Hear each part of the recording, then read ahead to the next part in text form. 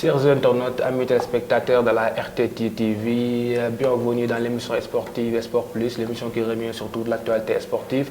On en a l'habitude maintenant, on est à notre 4e numéro et aujourd'hui on va longuement parler de basketball. On va faire l'état du basketball sénégalais, thiessois.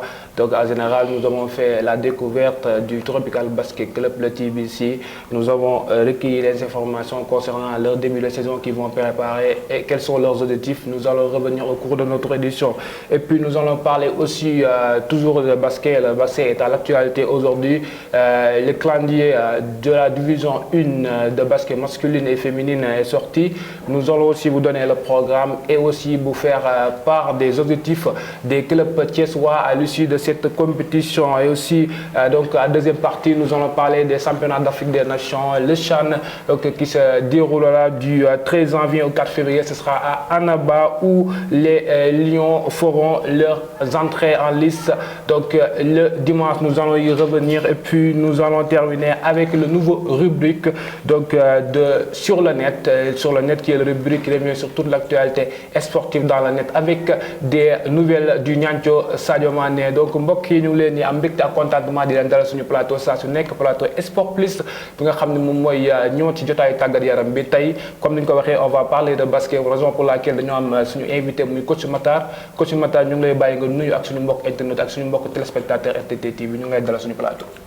waaw di kontaan ci dalal bi kontaan naa trop di nuyu say technicien di la nuyu particulièrement yow di nuyu tamit seen téléspectateurs yi. di kontaan trop je me nomme coach Matar coach Tropical Basket Club je suis à votre disposition.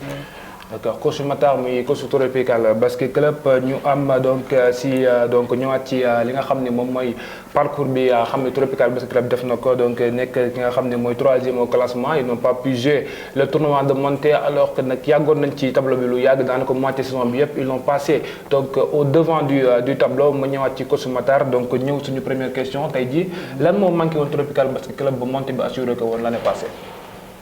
waaw boo gisee alhamdulilah comme d'habitude comme saison précédente dañ def parcours boo xamante ne tout le monde di wax ne Tropical mooy équipe révélation saison bi stop après ñëwaat même chose tamit ñu dem premier tour phase aller yi jeex toujours on est resté premier après la suite après notre dernier match de barrage entre Tropical ak APS ku dóor après yaay dem rejoindre ji Safak pour dem au tournoi monté. ngeen def parcours bu mel noonu donc l'année passée. tey jii l'objectif yi mooy c'était la montée pratiquement tey jii lan nga yaakaar ni moom moo manqué woon sa poulain ba montée boobu noonu assuré wuñ ko. gis nga comme d'habitude comme clé bi rek problème yi ñuy am problème moyen. dinañ ci ñëwaat. comme d'habitude xam nga liggéey nañu. xale yi boobu neex nañu waxal te ñu ngi doon liggéey bu correct bu baax tellement fu ñu joué nit ñi dañ leen apprécier parce que tellement travail bi ñu doon def parce que travail en équipe avec tous les coachs là-bas là moo ñu permettre ñu am démarrage bu baax boobu. Donc ñu gis ni année passée donc les objectifs étaient les mêmes malheureusement les objectifs n'étaient pas atteints aujourd'hui tey ñu am ci année bi nga xam ne moom mooy nouvelle année donc calendrier bi ça va bientôt sortir nous la calendrier de la division 2. tey jii nan ngeen di préparer seen saison ren bi. waaw ñu ngi ko commencé depuis même bi ngeen ñëwee noonu avant ça commencé ci hivernal yi pour préparer saison bi pour teel a am tànk yi dara te suñu objectif ren. mooy dem tournoi monté muy en fille en garçon pour moment daal ñu ngi ci liggéey boobu di rechercher pour nan la ñuy améliorer pour dem tournoi monté. D'accord ñu gis ni tey jii aussi li nga xam ne moom mooy monté boobu noonu nar lu yomb parce que tey boo gisee championnat bi ça devient de plus en plus relevé tey jii est-ce que pensez-vous qu'il y a les moyens pour le faire. c'est parce que loo gis liggéey rek. parce que loo liggéey rek après di nga am résultat bi parce que lii bu sport bu la kenn foog nga liggéey mën a am résultat soo liggéey doo am dara actuellement même joueurs yi seen bopp ñoom ma gën a conscience ci côté boobu parce que ñoom actuellement ñoom ñoo ko gën a soxla parce que ñoom ñoo soxla pour dem jouer ji ailleurs pour nit ñi gis leen pour recruter leen yóbbu leen ah moo tax fi ñu actuellement sax ñoom ñoo ma gën a teg sa pression pour li ñu doon liggéey sax ñoom ñu gën a redoubler li ñu doon liggéey pour jéem atteindre suñu objectif foofu dem au tournoi monté. Exactement donc li nga xam ni moom mooy basket bi kenn naatablewul ni am na ay difficultés yu bari yu ci am balaa ñoo ñëw ci difficulté rek avec la complicité de la régie dañuy dem seetaani élément bi nga xam ni suñuy ndaw yi nekk ci terrain bi yónnee leen fële ci Tropical Basket Club ñu def ko ànd ceek ak toute l'équipe technique de la RTT TV ñu dem si ànd côté ñoom. gis ngeen ko nii tey ñu ngi fii nga xam ne mooy Tropical Basket Club TVC comme on les appelle donc ñu ngi fii ñëw aujourd'hui pour recueillir ces informations xam ngeen ne division 2 bi léegi mu commencé nga xam ne mooy basket championnat basket bu Sénégal bi raison pour laquelle on a fait le déplacement pour venir recueillir les informations savoir comment ils préparent leur saison et aussi quelles sont leurs difficultés ñu déglu leen. préparation bi dañuy préparé wu ci plan physique pour waajal suñu championnat d'ici daaw dañoo nekk ci performance bu garaaw dem nañ ba demi-finale pour préparer suñu gagné dañuy dem tournoi monté après yàlla dogal na gën ñu daan ñuy gagné après mais avec des détails ndax dañoo ajoon suñuy quelques jours mais fi ne nii dañuy préparer physique boo xamante ne pour préparer déwén. préparer tamit ak débutants yi xamante ne ñu ngi doog a dugg basket préparer pour ñu mën a nekk ci performance bu gën a baax xamante ne ñun suñu demee ñoom ñoo ñu mën a remplacer ëllëg daal am nañ dañuy compétir tous les catégories dañuy compétir minime garçon minime fille cadet junior fille ak senior garçon senior fille deuxième division la ñuy compétir presque des détails manque de financement manque de matériel tamit ci la bokk exactement manque de matériel ndax dañuy compétir mais pour ñu dem il faut que ñu débrouiller yoo xamante ne amuñu moyen ndax lépp ko subee kay def moom mooy def lépp daal pour ñu génn ko génn il faut que ñu dajaloo ñun dóori wala ko subi génn xaalisam pour ñu mën a lii nii moom mooy def lépp ñun dañuy toog di lii nii rek amuñu moyen looloo ñu gën a fay daal mais def nañ championnat bu baax fii di nga problème mu terrain bi di nga dañuy daal du yàgg ñun ay 1 mois 2 mois daal yàqu di nga suñu daal yi ñuy sol ay sànni daal du dëgër day dëgër mais après du yàgg ñun loolu lañuy mais travail moom dañuy liggéey ba mu dee. ndax ndimbal day fekk loxoy borom daal ndax ñu ngi job ñu ngi travail dur daal te ku ñu jàppale tamit ñu jël te gis naan ku ñu jàppale tamit ñu dem ci kanam. yi baax mais tamit ñun dañoo amul benn moyen amuñu moom benn moyen. dañoo bëggoon daal tamit dañoo ñu jàppale ci lépp genre tamit ay maillot ak tamit ci wàllum kees bi yooyu noonu bari. maa ngi basketé Tropical Basket Club senior lay joué maa ngi fii depuis 2014 ou 2015 jafe-jafe yi moom buñ koy wax fii nii du jeex yaakaar naa état terrain bi mooy loolu en plus amuñu ay bal problème moo amee daal moom gëm naa ne moom moo ñu teree àgg fu ñu bëgg a àgg. ñu ngi leen di ñaan daal ñu jàppale ñu suñu état terrain bi ñu jéem a xool nu ñu def ndax fii mënuñu am sax dàll yu yàgg fii terrain bi nu mel buñ ñu sañoon daal ñu jàppale ñu defal suñu terrain may ñu ay bal tamit ñu mën a liggéey bu baax.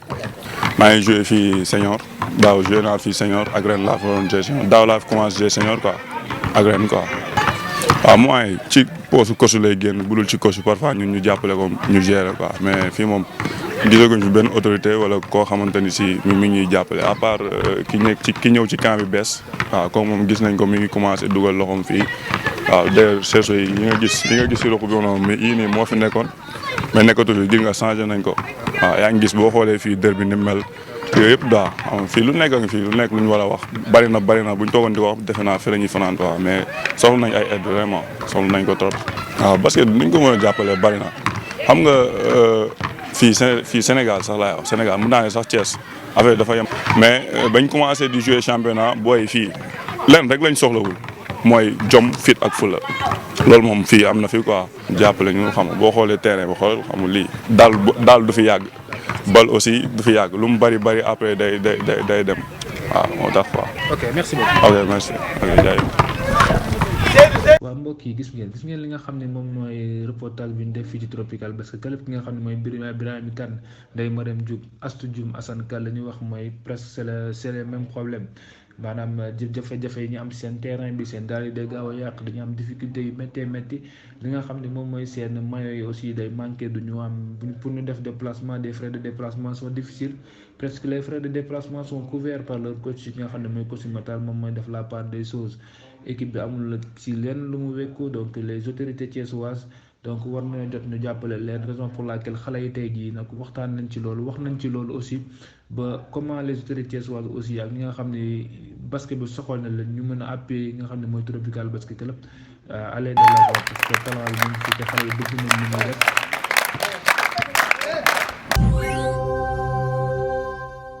ok gis ngeen élément bi nga xam ni moom la suñu ndaw yi def sur le terrain donc muy élément bu am importance aussi donc la majeure partie li xale yi wax gis ngeen ko c'est-à-dire manque de moyens moo am fi nga xam ni moom mooy au Tropical Basket Club donc difficulté yooyu la Tropical Basket Club di jaafonteel donc moom je vais me tourner vers le coach Matar tey jii coach tey jii gis ngeen sa ndaw yi la ñu wax aussi bon les manques de moyens moom mooy li nga xam ni moom mooy handicapé le basket du Tropical. Du Tropical waaw c'est vrai. moom toujours moom manque de moyens lay am moom toujours à chaque fois loolu la ñu nekkee chaque année dañuy dem de droite à gauche pour xool nan la ñuy def saison bi pour jouer yi mettre leen ci conditions yu baax pour atteindre suñu objectif même ça malgré ça dañuy dem ailleurs dem ba ay ailleurs di wuti ay joueurs ci andi di teg malgré pour wante nag dañuy retrouver yow ak ay non moyens. Les moyens toujours. C'est ça notre problème. Toujours les moyens. Peut-être avec nos autorités là, day demander solliciter à chaque fois wante doo am benn retour après. Exactement foofu laa bëggoon ñëw donc est-ce que aussi tey ñu yor wàllum basket bi tey jii tegal nañu kuréel bi nga xam ne tey jii chaque année dinañ subventionner les clubs donc qui sont en division 2 et en division 1 est-ce que loolu tey ñu koy def. loolu moom subvention moom dañ doonee ba léegi depuis 2011 ba léegi on est là. amul lenn ñu yokk ci club yi. dara ñun ñooy débrouiller à chaque année ñun ñooy débrouiller pour faire jouer. donc et les autorités aussi ñoom présenté wuñu dara pour jàppale nga xam ne moom mooy basket thiessois. rien du tout. donc c'est difficile tey jii yow tey bi nga xam ne yow yàgg nga ci milieu bi parce que Tropical Basket Club yaa ngi fii bëgg a yàgg tey jii lan nga yaakaar ne tey jii autorité tey jii war na leen ko mën a appuyer aussi pour li nga xam ne mooy seen liggéey gën a jaar yoon. parce que ñëw rek suñu côté. mooy lan peut-être sans chercher dara. mooy comme quoi que yow booy ñëw comme par exemple yow pour aider pour le basket thiessois. Tu viens à point pour apporter côté matériel. Financier. Rien après pour accompagner le basket thiessois parce que actuellement le basket thiessois actuellement c'est mal soo gisee actuellement avec deuxième division féminine soo demee ailleurs comme à Dakar à Saint-Louis même ba à Ziguinchor les équipes en féminine se retrouvent en première division même à Thiès amul benn équipe toujours dañuy dem deuxième dem tournoi monté après du mujj fenn après dañuy ñëwaat reprendre à zéro. Exactement. À zéro. Ils pourront prendre l'exemple par exemple du Diamaguène Basket Club. Diamaguène Basket Club, c'est un très bel exemple.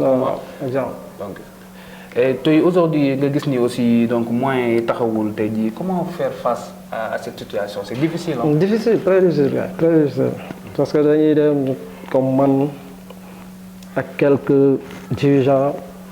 ñooy mujj retrouver concerté wu de droite à gauche pour chercher des moyens te c'est difficile parce que un championnat si tu n'as pas les moyens ça ne sera pas.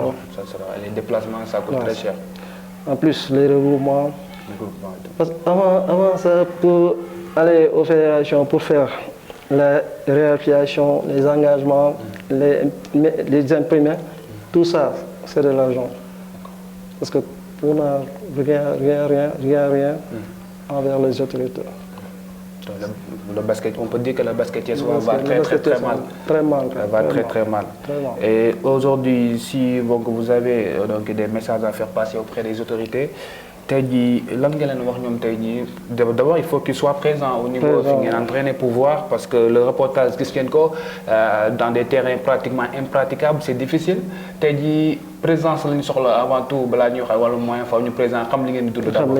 Exactement xam ñëw ba xool gis sur le terrain ba gis xale yi li ñuy dund ak li ñuy jouer au basket comme ni ngeen ko defee dem bi ngeen déplacé ñëw fee gis ngeen réalité lu fa nag lépp. Exactement gis ngeen te ngeen seen bët.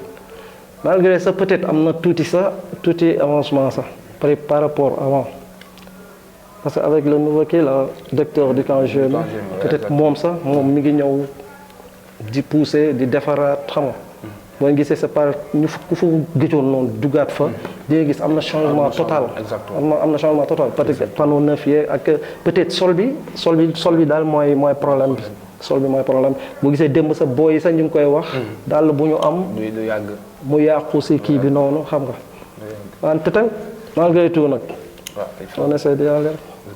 ok tey jii lan nga yaakaar ne tey jii war na leen ko mën a jàppale tey jii à part présence bi tey jii wàllu matériel et tout lan nga gis ni war nañ bu ñu ko defee aussi dina leen arranger seen côté. mais surtout équipe basket li mu soxla moom du leen matériel.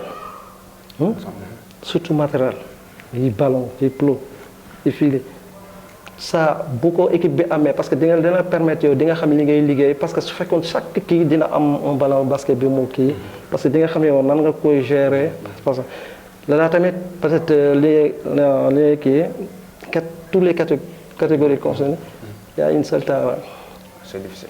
Qui entraîne tous les jours avec toutes les catégories. Donc c'est ça difficile. D'un moment, parce que les filles préparent pour la compétition, même quand même les garçons. C'est difficile de s'entraîner avec toutes les catégories. C'est difficile. Alors, on essaie d'y aller, on gère. D'accord. Pour les mois, on demande dans les dirigeants ou les autorités de venir à point pour nous accompagner plus avec les moyens. Parce que ne serait-ce lu mu kii kenn kiiwul dara parce que def geste boo xamante ne ñoo xam ne sax de ta part yow ñëw na envers les kii sax parce que léegi doo si gis ko sax parce que loolu da leen gën a motiver pour ñoom tamit ñu gën a bàyyi conscience li ñu doon def gën a liggéey tamit gën a liggéey. donc gis ngeen li nga xam ne moom la coach Matar wax donc pour les autorités et les férus du ballon orange comme on dit ñu jàppale li nga xam ni moom mooy Tropical Basket Club mais aussi le basket thiessois en général parce que yaakaar naa comme ni ñu koy waxee rek ci luy baax la amul ruq buy sedd donc dañuy daal di continuer aussi on va parler toujours de basketball avec le championnat basket sénégalais qui débutera le samedi 21 pour le basket masculin. On aura la poule A qui sera composée de l'AS Douanes, de l'Union sportif de Ouakam, de l'UGB, de Sibac, Mermoz Basket Club, Bop, Asfa et Louga Basket Club. Dans la poule B, on aura donc Dakar Université Club, ASC Ville de Dakar, le Jeanne d'Arc, l'Union sportive de Rail, un club thiessois engagé. Donc beaucoup de nous am donc les clubs thiessois engagés en division 1, mais pour des raisons donc administratives et autres, on n'a pas pu les avoir sur notre plateau, peut-être une autre fois. Larry Diouf Basket Club, U4 Basket Club, UCSC Port Basket Club et aussi ASC Thiès. Donc on avait contacté donc le coach d'ASC Thiès avant cette émission, mais lui aussi n'a pas pu répondre à notre invitation. Nous avons aussi tourné vers coach Matar parce que c'est le basket dans l'ensemble. Tu as dit li nga xam ne moom mooy Union sportive de Rail ak ASC Thiès tey jii lan nga yaakaar aussi seen parcours war na ko mën a am ci nga xam ne mooy division 1 bi. même tamit ñoom la ñuy wax si deuxième division bi. même moo retrouvé ñoom tamit si club Thiès. parce que toujours tamit les moyens. parce que pas mal d'années toujours dañuy jouer play down. parce que cette année-ci sax saison précédente bi passé sax Rail a passé. jouer les playoffs. toujours les play down toujours les moyens. toujours les mois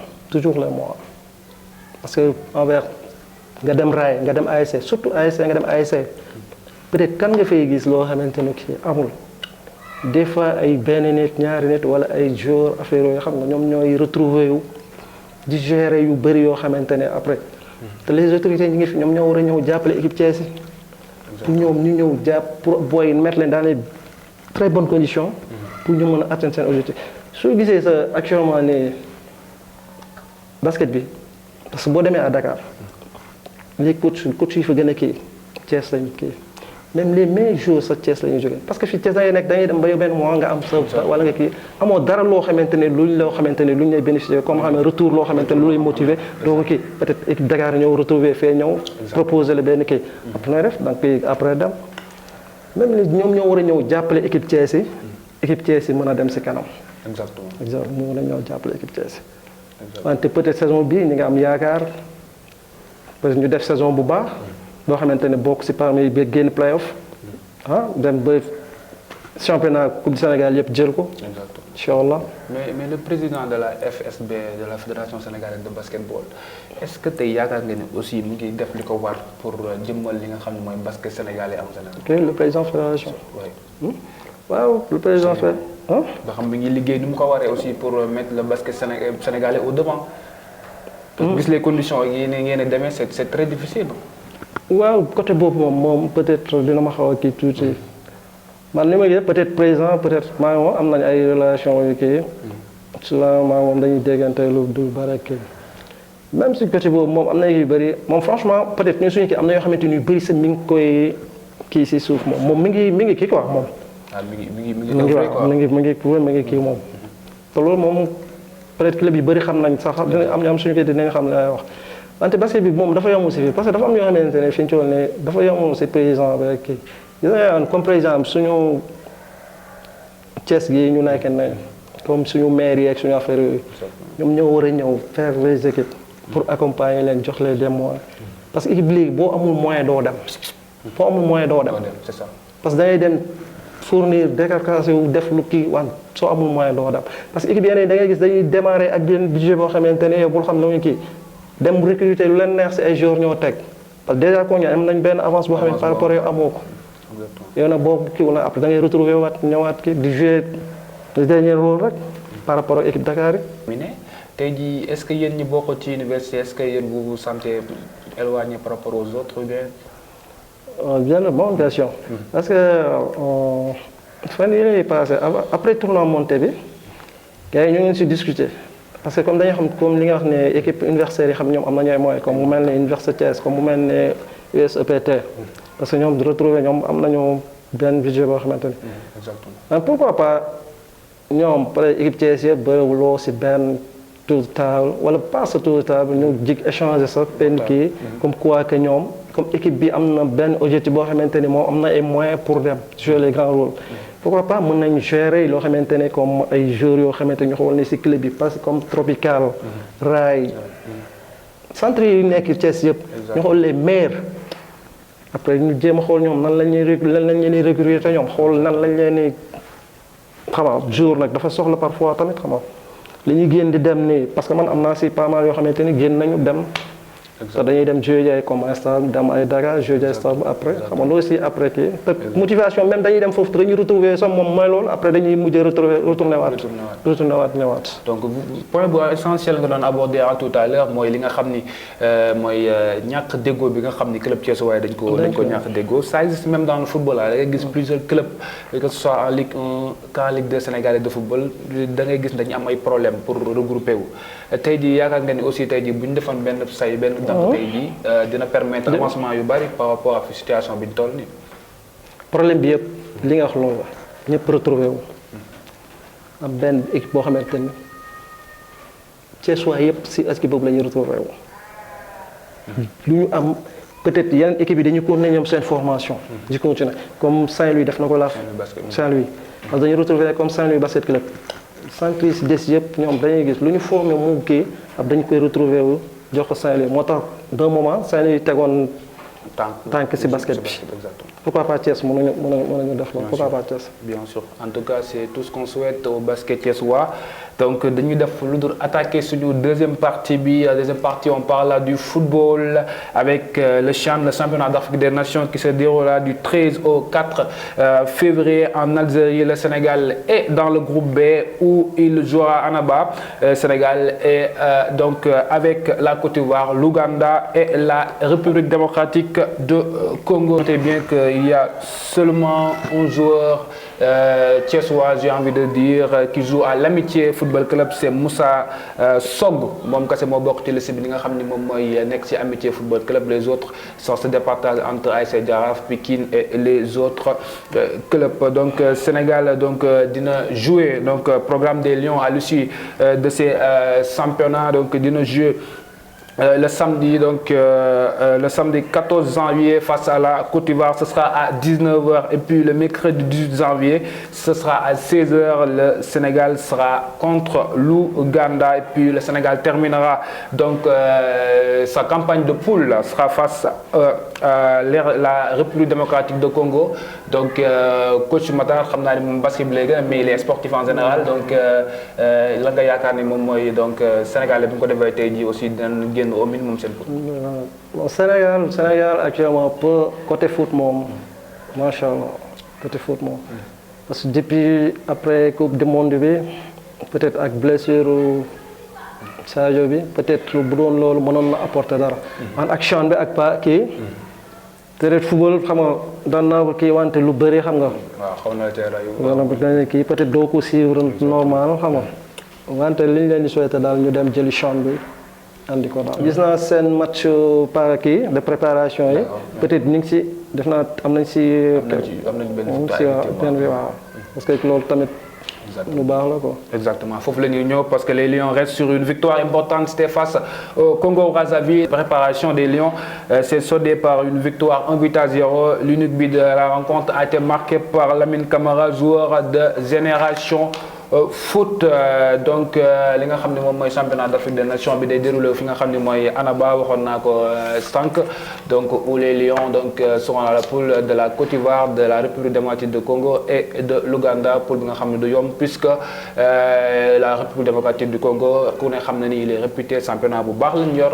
Donc Côte d'Ivoire aussi avec l'ASEC Mimosa et tout et l'Ouganda qui donc au niveau du foot local mi ngi àtte di émergence boo am solo. Donc les Lions, les hommes de Pape Thiaw ont du pain sur la planche. Donc nous allons aussi venir à notre rubrique, cette nouvelle rubrique de Sur le net qui parle de tout le sport sur le net, de l'actualité sportive sur le net en général. Et puis nous allons parler aussi du Niancho, Niancho Sadio Mané a repris les entraînements avec le Bayern, entraînement solo. Donc les coachs, donc les encadreurs du Bayern Munich restent optimistes pour le Lion de la Teranga pour qu'il revienne. Donc avant ce choc, vous savez, le Bayern jouera face au PSG à la 8e de finale des champions. Donc il reste très très optimiste. Et puis aussi le joueur, on reste toujours sur le joueur du Bayern qui a fait l'actualité cette semaine, l'actualité donc dans le net cette semaine, puisqu'il a déjà présenté donc ses nouvelles paires de chaussures donc New Balance donc qui s'appelle Furon. Donc il jouera ainsi le reste de la saison. Aussi on va continuer toujours avec le Niancho puisque il est dans tous les lèvres actuellement. Le Niancho aussi fait partie des 14 joueurs nominés pour le trophée The Best FIFA, du trophée qui désigne le meilleur joueur FIFA de l'année. Il est avec l'international marocain Ashraf Hakimi et de l'international égyptien Mohamed Salah. Nous tournons du côté Matar tey jii, ça fait un plaisir de voir un patriote, un joueur comme Sadio Mané revenir. waaw moom franchement kooku moom dañ koy gën a ñaanal rek. parce que mu gën a kii parce que su ñu amoon keneen ku mel ne moom actuellement moom kenn waxatu ko. Sadio Mané. D'accord, puis on continue sur l'actualité sur le net, toujours avec Pape Matar Sarr, l'international sénégalais, le Thiessois, donc qui a retrouvé des couleurs du côté des Spurs de Tottenham, où le coach Antonio Conte l'a fait confiance récemment. Il a joué un match intégral lors de la coupe victoire des Spurs.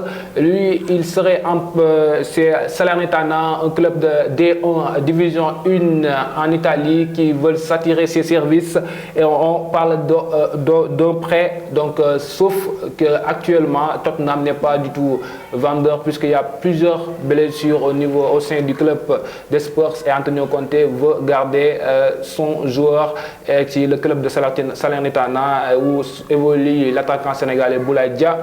A décidé de mettre en place un ultimatum. Et puis on continue aussi avec un autre joueur qui est en train de briller de mille feux, c'est Iliman Ndiaye qui a été nominé pour le trophée de meilleur joueur de Champions League du mois.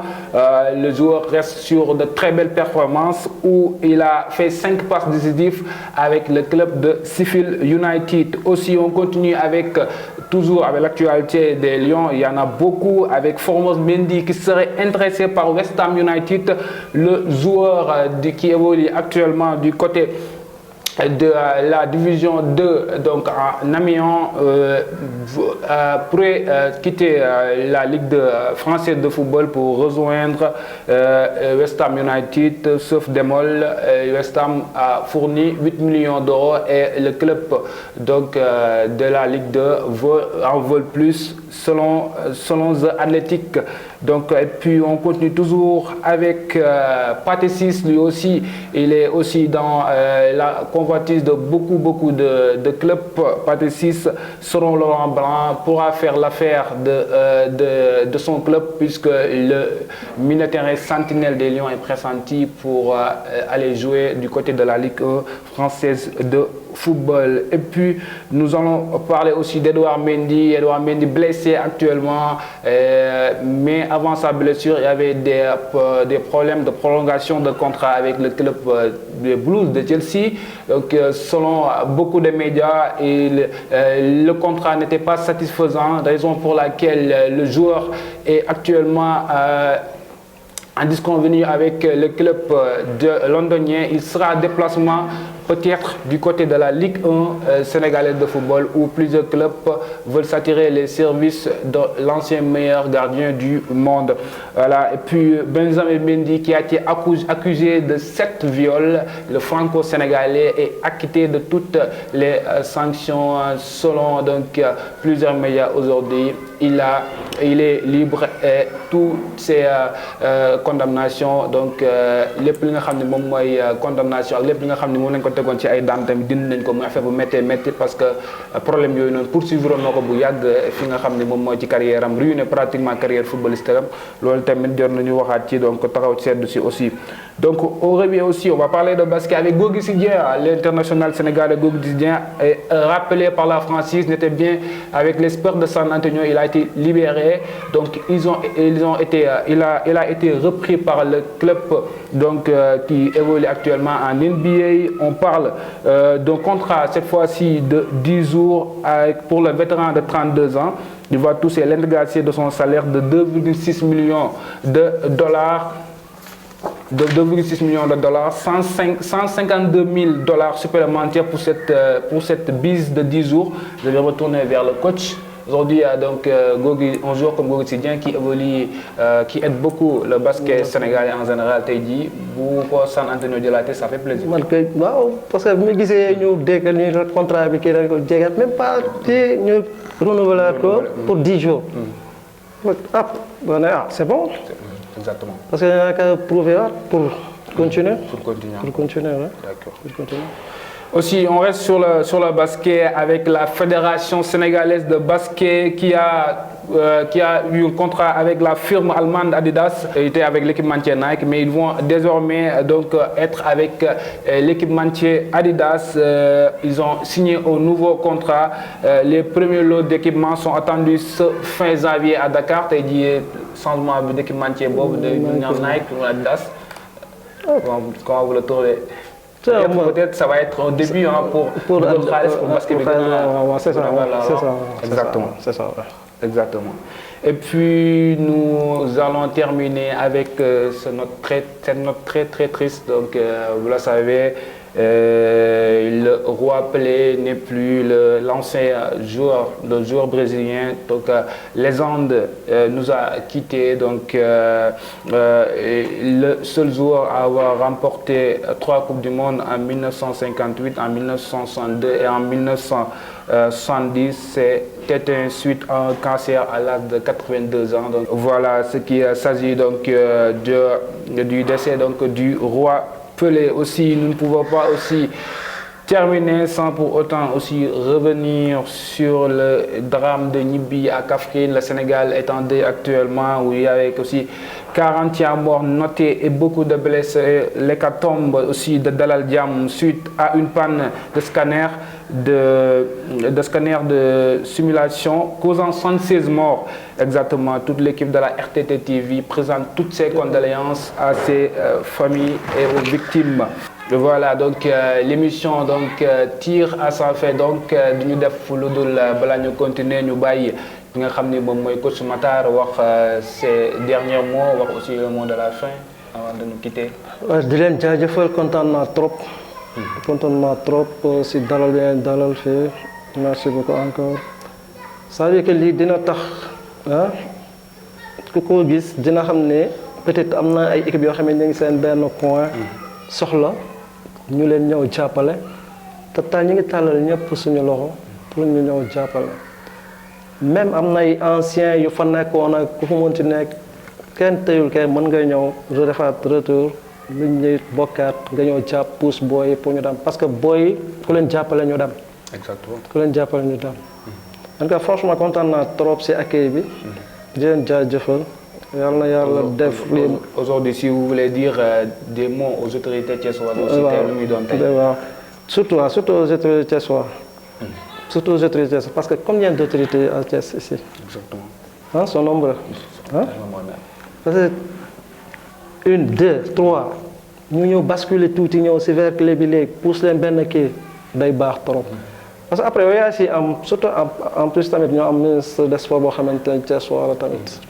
toujours dañ koy soxla pour mu ñëw tamit jàpp ci Yankoba Diattara waaw man tamit au niveau du camp tamit tropical tamit man le directeur général ak les colonel Diouf ak les lieutenant Diouf ñëpp ñu ngi leen di demande ñoom tamit ñoo envers l'équipe pour accompagner boy yi pour ñu dem ko exactement bon ça a été un plaisir en tout cas yaakaar naa information yaak li nga xam ni moom mooy jot yi nga xam ni Tropical Basket Club def na ko tey jii li nga xam ni autorité bi ñu ko gisee di leen jàppale bu baax a baax a baax du ma mën a terminer aussi sans pour autant remercier li nga xam ne ñoom ñoo nekk aussi tey jii ci encadrement bi ku ci mel ni donc Diouma ku ci mel ni Babacar Sow ak Ndeye Khoudia qui est venu aujourd'hui nous rendre visite ici sur les locaux donc de la RTT TV coach ñu ngi lay jaajëfal bu baax a baax ci teewaay bi nga teew fii donc du ma mës a terminer aussi sans pour autant remercier aussi mon sponsor donc moom solo lii ki nga xam ne mooy Ibrahima Niass nekk fi nga xam ne moom mooy Jolof boutique boo ñëwee ba marché Moussante donc boo ñëwee ba ci marché Moussante ci maquette bi rek foo laajte Jolof boutique dina la ko wan numéro téléphone du 70 865 77 23 ou le 77 056 00 79 je répète le 77 865 77 23 ou le 77 056 00 79 lépp li nga xam ni moom mooy yére de classe lépp li ngeen soxla bu ngeen demee fi nga xam ni moom mooy Ibrahima Niass Jolof boutique dina leen ko offrir donc c'était votre ami votre frère Sangue Diop à la présentation de l'émission Sport Plus. On vous donne rendez-vous pour un autre numéro de votre émission préférée. À bientôt.